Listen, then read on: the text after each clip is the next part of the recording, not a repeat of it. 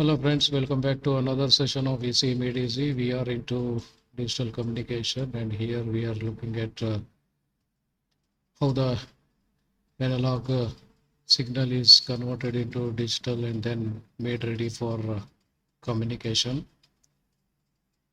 In this journey we have came through something called sampling, where we converted a continuous time domain into discrete time domain and then later realized that the magnitude domain is also continuous and hence we need to discretize it. So this is done through quantization. At once quantization is done at every sample, we get a quantized level for each sample and these levels are encoded, and finally if we use a PCM like thing, then these encoded in a binary format. So that's made up of zeros and ones. So if we have a sequence of input, so that produces a sequence of samples, and each sample will have some code, like the first sample has got say 1010, second sample has got 1011, third sample has got 0100, third one, fourth one has got 1000, fifth one 0010, this way and so on.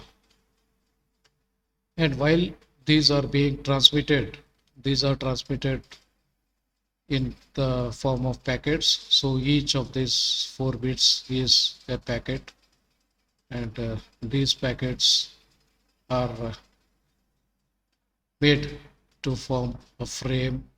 So when we are transmitting say n bits, n samples of data is transmitted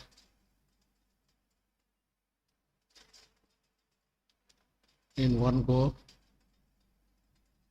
So that means in our case 4n bits are transmitted.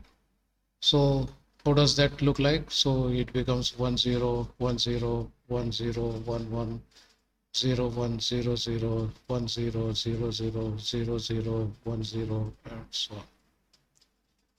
So that's a numeric way of representation, but when you want to transmit this, it has to be an electrical signal. So when you make this as an electrical signal, then one may be represented by some high volt, maybe like 5 volts, and 0 may be represented by low volt, maybe 0 volt. So with this, what happens is it becomes a 5 volts for 1, 0 for 0, then 5 volts for 1, 0 for 0, 5 volts for 1, 0 for 0. So that way we get this type of signal which we need to transmit. And if you can see that at every instant the value changes from 5 volts to 0 or 0 volt to 5 volt, you see that there is a sudden change. When you say sudden change, that means change in 0 time. So anything that changes in 0 time only accounts to a frequency which is infinite. So that means when you are talking about a signal which has which looks like a train of pulses, then we only say that the bandwidth of this signal is infinite, and any signal with infinite bandwidth cannot be used with any system which works only in a limited bandwidth.